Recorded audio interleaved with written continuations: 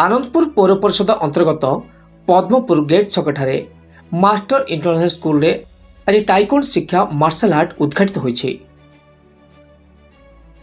School परिचालना निर्देशिका श्रीमती अहल्या बेहरा यह कार्यक्रम को उद्घाटन करथिला बेले विद्यालयर अध्यक्ष श्रीयुक्त नारायण दास एवं अन्य समस्त शिक्षक शिक्षयित्री सुजित दास, अतनु सब्यसाची, विजय कुमार, शिक्षयित्री भाग्यश्री, लिप्सा, तपस्विनी, वर्षा, स्निग्धाराणी, लिप्सा साहू, रीताराणी, संगीता, कुंतला समेत कार्यक्रम को परिचालन करथिले।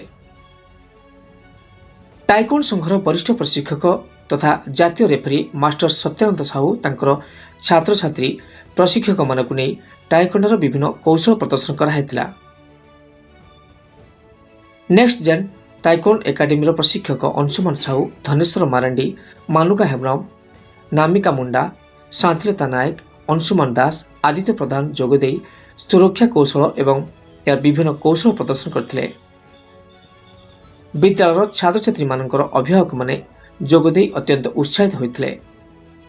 पूर्वर विद्यालय जेपरी पाठपढ़ा सहित नृत्य, गीत, क्रीड़ा, वाद्ययंत्र शिक्षा इत्यादि चालू रहिथिला, सेहिपरि टाइकोंड शिक्षा मध्य मास्टर इंटरनेशनल स्कूल ले चालू रहिबो बोली अध्यक्ष श्रीयुक्त दास जणाइछन्ति। Bureau report, OTN TV.